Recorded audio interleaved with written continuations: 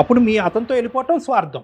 అక్కడికి వెళ్ళి 15 సంవత్సరాల పాటు వీళ్ళు కాళ్ళ వేళ పడుతుంటే కనుక వీళ్ళని మెడ పట్టుకుని నెట్టేయటం అక్కడ కూడా స్వార్థం. చెల్లి మొగుడిని తీసుకొని మాట్లాడటానికి అసహ్యంగా అనిపిస్తోందండి. సారీ. ఇప్పుడు నా హస్బెండ్ కూడా లేరు మేడం, నా హస్బెండ్ కూడా చనిపోయారు.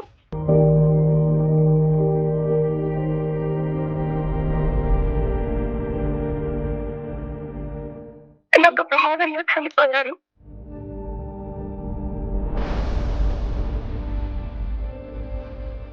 ఎందుకు చేస్తున్నావు నాకు ఫోను? నేను నీతో ఒక్కసారి మాట్లాడాలి. ఒక్కసారి కాదు అసలు నువ్వు నాతో మాట్లాడదు, నువ్వు నీతో మాట్లాడాలనుకోలేదు. అసలు నా పిల్ల ఎన్నో సార్లు అడిగింది, మమ్మీ డాడీ ఎక్కడ డాడీ ఎక్కడ అని. ఏం చెప్పుకోలేకపోయాను సార్ నేను.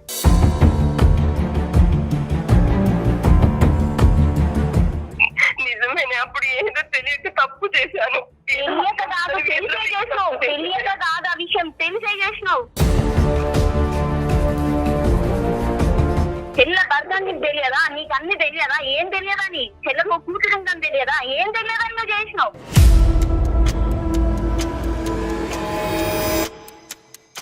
మా నాన్నకి నీ కాళ్ళు పట్టుకుంటానే. ఈ రోజు నీకు బాధ రాగానే నీకు చెల్లి కాళ్ళు మొక్కుతానంటున్నావా? నాతో పుట్టి, నాతో ఉండి, నాతో చేసి నీకు ఎలా చేయాలనిపించింది అప్పుడు?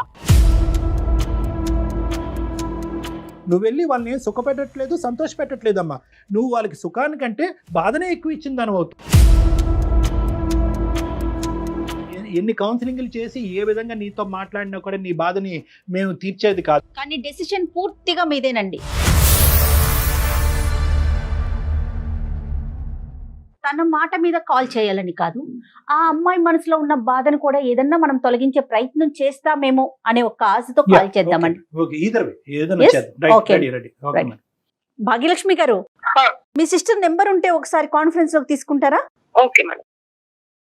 The person you are speaking with has put your call on hold. Please stay on the line. Hello.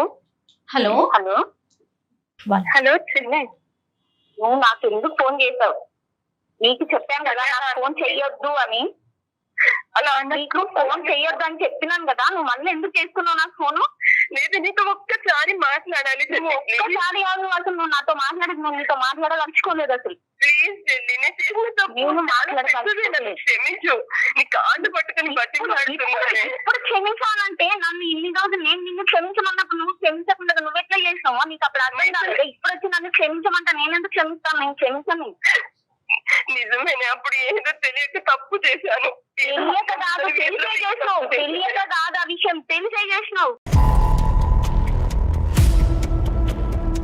చెల్ల భర్త నీకు తెలియదా? నీకు అన్ని తెలియదా? ఏం తెలియదా? నీ చెల్లకు కూతురు ఉందని తెలియదా? ఏం తెలియదని నువ్వు చేసినావు. తెలిసే చేసినావు నువ్వు. లేదు, ఏదో తప్పు చేశాను, నన్ను క్షమించు. ఈ రోజు నన్ను క్షమించంటే నేను ఎంత బాధపడ్డాను, ఎంత బాధపడ్డా, నేను ఎంత ఏడ్చుకున్నా, నేను ఎంత బాధపడ్డా నీకు అప్పుడు కనిపించలేదా? ఈ రోజు నీకు బాధ రాగానే నీకు చెల్లి కాలు మొక్కుతానంటున్నావా? మరి అప్పుడు నీకు బాధ అనిపించలేదా? ఇచ్చాడు, అందుకే ఆ దేవుడు నాకు శిక్ష ఇచ్చాడు. దేవుడు ఇస్తాడు. ఒక్కరిని బాధ పెట్టినప్పుడు దేవుడు శిక్ష ఇవ్వకుండా ఉండదు, తప్పకుండా శిక్షిస్తాడు. చిన్న పిల్ల తండ్రి లేని పిల్లని చేసినావు కదా నన్ను. ఆడపిల్లని నువ్వు ఒక తండ్రి లేని పిల్లని చేసినావు. నేను పిల్లని పెట్టుకొని నేను ఎట్లా బతికినా?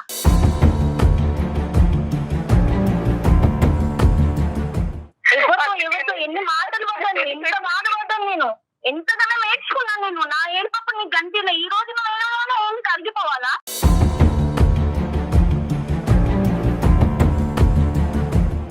ఈ రోజు నువ్వు ఏడ్చి కాలు మొక్కుతానగా నేను కరిగిపోవాలా? ఆ రోజు నీకు తెలియలేదా అదే నేను చేసింది తప్పు అన్న విషయం నీకు తెలియలేదా? అప్పుడు నువ్వు నన్ను 10 సార్లు చెల్లె అంటున్నావు. చెల్లె అన్న ప్రేమ ఉంటే నువ్వు ఇలా చెయ్యకపోయేదానివి. ఈ రోజు నన్ను 10 సార్లు చెల్లె అనే బదులు నువ్వు నాతో పుట్టి, నాతో ఉండి, నాతో చేసి నీకు ఎలా చేయాలనిపించింది అప్పుడు? నీకు అప్పుడు అర్థం కాలేదా? ఈ రోజు వచ్చి నీ కాలు మొక్కుతానే నేను అస్సలు పిలవడానికి కూడా నాకు నోరెత్తలేదు అసలు. నువ్వు అన్ని పోయినావని అనుకున్నావని, నువ్వు బతుకున్నావని నా దృష్టిలో లేదు.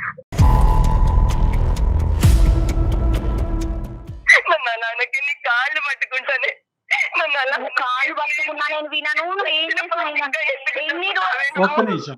భాగ్యలక్ష్మి గారు, మేము సుమన్ టీవీ అందమైన జీవితం ప్రోగ్రామ్ నుంచి అండి. నాతో పాటు డాక్టర్ కళ్యాణ్ చక్రవర్తి గారు ఉన్నారు. మీ సిస్టర్ ఇప్పుడే మాతో మాట్లాడారండి.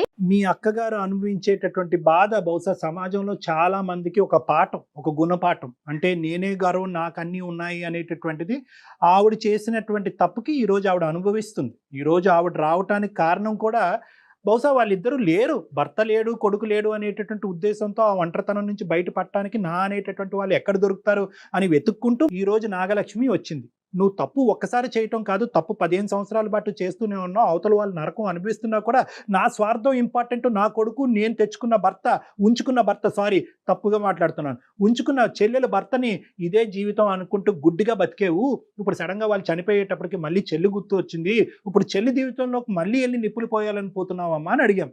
లేదు సార్, నేను ఒంటరితనంలో బతకలేకపోతున్నాను. తను నన్ను ఏం చేసినా పర్వాలేదు, తన కాళ్ళ దగ్గరైనా నేను ఉంటాను అనేసి అంటున్నారు. అంటే ఇప్పుడు 2 విధాలుగా చూడొచ్చు భాగ్యలక్ష్మి. ఒకటి, నిజంగా అమ్మాయి పశ్చాత్తాపం పొంది ఇంకా జీవితాంతం నీ కాళ్ళ దగ్గర చెప్పులాగా బతికి తను చేసినటువంటి తప్పుకి పశ్చాత్తాపంగా బతకాలి అనేటటువంటి ఒక ఉద్దేశం చూడొచ్చు. రెండో ఉద్దేశం ఏంటంటే, అరే ఒంటరితనంలో ఉండలేకపోతుంది కాబట్టి మళ్ళీ ఇంకో మనిషిని ఎత్తుక్కుంటూ ప్రపంచం అంతా చీతూ అంటారు కాబట్టి ఎవరైనా క్షమిస్తే కనుక ఏకైక మనిషి చెల్లే కాబట్టి చెల్లి దగ్గరకు వస్తుండేటటువంటి కారణమయ్యన్నో ఉండొచ్చు. ఏదేమైనా ఆ అమ్మాయి కారణాలు తీసి పక్కన పెడితే నీ బాధ మాత్రం ఎప్పటికీ ఏం చేసినా కూడా తీరేది కాదు. మేము ఎన్ని కౌన్సిలింగ్లు చేసి ఏ విధంగా నీతో మాట్లాడినా కూడా నీ బాధని మేము తీర్చేది కాదు. కానీ డెసిషన్ పూర్తిగా మీదేనండి. అక్కతో మాట్లాడాలా వద్దనేది, అంతే కదా డాక్టర్ గారు? ఒక్కసారి అంటే మీరిద్దరు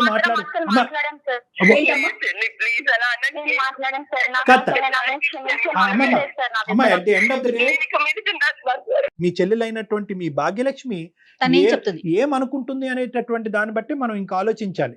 భాగ్య, మీరు చెప్పండి. నువ్వు క్షమించవమ్మా, ఒక్క పాయింట్ నాకు చెప్పమ్మా. ఒక్క నిమిషం భాగ్యలక్ష్మి, ఒక్క నిమిషం నాన్న.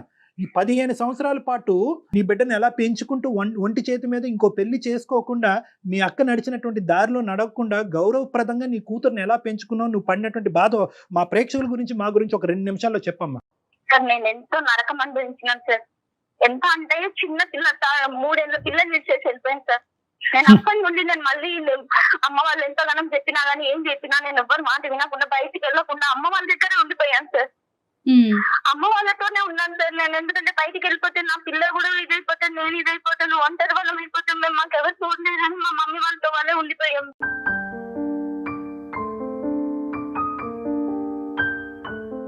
చుట్టుపక్కల వాళ్ళతో మేము ఎన్ని మాటలు పట్టాం సార్. అదే దీని భర్త విడిచిపోయింది, వీళ్ళ అక్క తీసుకొని వెళ్ళిపోయింది, దీని జీవితమైంది అని. పక్కన నేను పుట్టిన ఇంట్లో ఉండి బయటకు వెళ్ళలేని పరిస్థితులలో ఉన్నాను సార్. నేను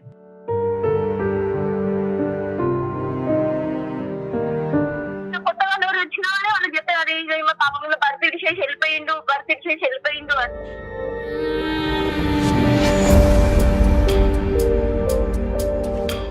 అదంతా బాగా నా పాప మీద పడింది సార్. తండ్రి లేడు పిల్లకి, ఇట్లా చేసింది అట్లా చేసింది అని అన్నీ నేను భరించుకుంటూ వచ్చాను సార్. నేను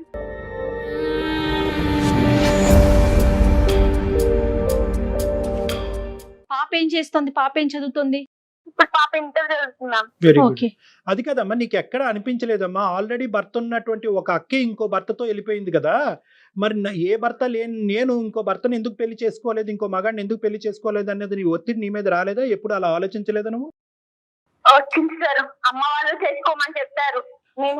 నేను ఇంకా చేసుకోనని దేవుడు ఇచ్చిన వారు అనేది అదృష్టాన్ని వాళ్ళ వేరే వాళ్ళు తీసుకున్నప్పుడు చిన్న వయసు కదా అనేది.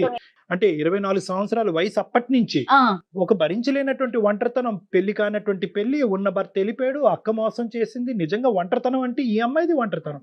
అంటే బయటకు కూడా వెళ్ళలేని పరిస్థితి కదా డాక్టర్ గారు. ఒకటమ్మా, మనం ఒక కంక్లూజన్ కి రావాలి అంటే కనుక ఈ అంశం మీద మొత్తం బంతి నీ కోట్లోనే ఉంది. నువ్వు కావాలి అని అనుకుంటే నిజంగా మీ అక్కను ఇంకొకసారి అవకాశం ఇచ్చి నమ్మేటటువంటి అవకాశాన్ని ఇస్తే మీ అక్క వచ్చి నీతో పాటు ఉండటానికి తను రెడీగా ఉంది. ఏ కారణం చేత తను వచ్చి ఉండాలి అని అనుకుంటుంది అన్నది ఎవరికి అర్థం కానటువంటి అంశం. ఎందుకంటే ఒంటరితనం అని అంటుంది. మరి ఇప్పుడు వరకు వద్దనుకున్న చెల్లి ఇప్పుడు ఎందుకు గుర్తొచ్చిందని అందరూ అడుగుతారు. నెంబర్ 1. లేదు, తను చేసినటువంటి పాపం పనులకి పశ్చాత్తాపంగా ఏదో విధంగా నీకు ఏదో ఒకటి ఇవ్వాలి అనే ఉద్దేశంతో వచ్చి నీతో ఉండాలి అని అనుకుంటుంది. ఆ అమ్మాయి ఇస్తాదా తీసుకుపోతుందా అనే ఆలోచన నువ్వు చేసుకోవాలి. సార్ నేనైతే ఇవ్వను సార్. నేను ఎంతగానం నేను బయటికి వెళ్ళాలంటే నాతో వాళ్ళు ఉన్న వాళ్ళు భర్తతో ఇంటికి వచ్చినప్పుడు వాళ్ళు పండగలకి ఇంటికి వచ్చినప్పుడు నేను బయటికి వెళ్ళలేని పరిస్థితి సార్. నేను ఎంత ఫ్రెండ్ గా ఉండానో వాళ్ళతో మాట్లాడాలనుకుంటే కూడా నేను మాట్లాడకపోయేదాన్ని. వాళ్ళ భర్తకు నా గురించి చెప్పేది.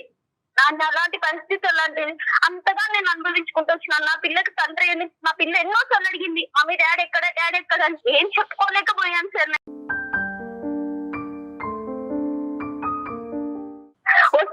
వస్తాడమ్మా చనిపోయినా చెప్పలేను, ఏం చెప్పలేక నేను వస్తాడమ్మా అనుకుంటానే చెప్పుకుంటూ వచ్చాను సార్.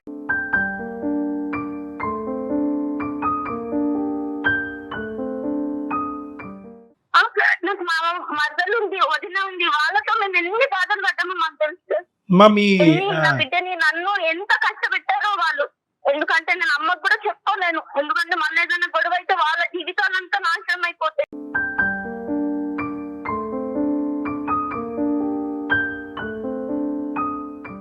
తండ్రి చనిపోయినప్పుడు పాప వెళ్ళిందా వెళ్ళలేదా చెప్పారు? అసలు మీకు వార్త వచ్చిందా అతను చనిపోయాడని? వచ్చింది సార్, మేము వెళ్ళలేదు సార్. సో పాప అయితే ఇప్పటికీ నాన్న ఉన్నాడనే అనుకుంటుంది. అవును సార్. ఇప్పుడు ఈవిడొచ్చి ఇక్కడ మీ ఇంట్లో ఉంటే కనుక సమాజానికి అదిగో భర్తను ఎత్తుకెళ్ళిపోయినటువంటి అక్కని మళ్ళీ ఇంట్లో వచ్చి కూర్చోబెడుతుందనే భావన సమాజం అందరికీ వెళ్తాదేమోగా. వెళ్తుంది సార్. మళ్ళీ ఇప్పటికే అవమానపడ్డ నువ్వు ఇప్పుడు ఇంకా చిన్న పిల్ల, ఇప్పుడు పిల్ల పెరిగి పెద్దదయింది, కాలేజీ చదువుతున్న పిల్ల కదా డాక్టర్ గారు. ఏమంటారు భాగ్య మీరు? మేడం నేను మాత్రం రానివ్వంటాను, తను వస్తే వద్దు నాకు, నేను మాత్రం ఇంటికి రానివ్వంటాను. వాళ్ళిద్దరు మాట్లాడు, నేను రానివ్వంటాను. మన పాత్ర ఏం లేదు, మాట్లాడిన తప్పు, మనం మాట్లాడితే తప్పు. పెరిగామని ఇప్పుడు తెలుస్తుందా నీకు? నీవు నా భర్తను తీసుకుపోయినప్పుడు నీకు తెలియలేదా? మరి నా చెల్లె భర్త మేమిద్దరం కలిసి వేసినాం, నా చెల్లె భర్త ఇలా ఎందుకు నేను చెయ్యాలి అని చెప్పి నీకు అప్పుడు తెలియలేదా? నీకు ఇప్పుడు తెలుస్తుందా ఇద్దరం కలిసి పెరిగామని? క్షమించవే, అప్పుడు చేసిన తప్పుకి ఇప్పుడు పశ్చాత్తాపడుతున్నాను, నన్ను క్షమించవే. నేను మాత్రం నేను పశ్చాత్తాపం ముందు నీ పశ్చాత్తాపం చాలా తక్కువ. నువ్వు ఇప్పుడు పడుతున్నావు, నేను 15 ఏళ్ల నుండి పడుకుంటూ వస్తున్నాను. నువ్వు పడే పశ్చాత్తాపం ఇప్పుడు. మీ అమ్మగారు నాన్నగారి దగ్గరికి వెళ్ళి ఉండే అవకాశం ఉందా? అమ్మ నాన్న ఇంకా బతికే ఉన్నారా?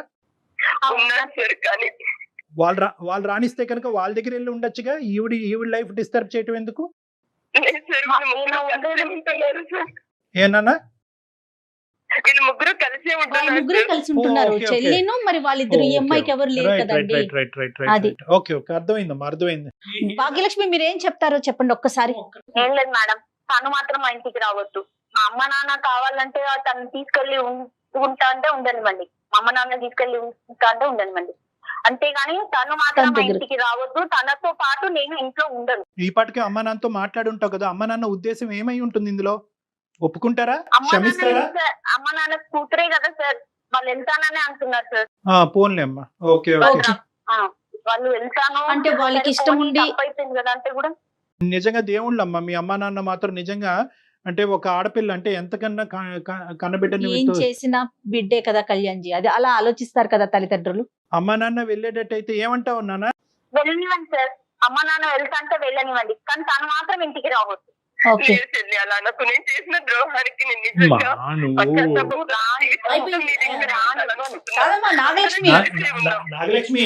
నాగలక్ష్మి, నీకు అట్లీస్ట్ నిన్ను కరుణించి నిన్ను మళ్ళీ స్వీకరించేటటువంటి తల్లిదండ్రులు నీకు ఉండటం అనేది అదృష్టం. ఈ రోజు నువ్వు గొప్పగా చెప్పుకోవాల్సింది ఏంటంటే, భాగ్య నా దగ్గరే ఉండాలి, నేను ఒంటరిదాన్ని అని చెప్పి తల్లిదండ్రుల గురించి పోరాడట్లే, నీ దగ్గరికి తల్లిదండ్రులను పంపిస్తున్న ఆ అమ్మాయి యొక్క మనసు ఇప్పటికైనా అర్థం చేసుకోండి. నీకన్నా చిన్నదైనా కూడా ఇప్పుడు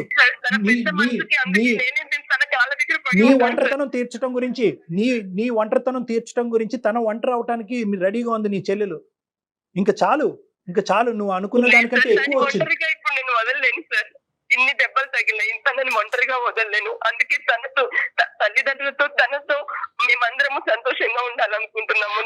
మీరు వెళ్తే ఆ సంతోషం లేదంటున్నారండి, మీరు అర్థం చేసుకోలేకపోతున్నారు నాగలక్ష్మి. మీరు వెళ్తే ఆ సంతోషం తనకు ఉండదంటోంది. ఆ కొద్దిపాటి సంతోషం కూడా తను మిస్ అవుతోంది. మీరేమనుకుంటున్నారు? ఇప్పుడు అది కాదమ్మా, నువ్వు కాళ్ళ మీద పడి బతిమాలుకుంటావు, ఆ అమ్మాయి నిన్ను క్షమిస్తుంది, కానీ ఇప్పుడు జరగబోయేటటువంటి నష్టాలు ఏంటి?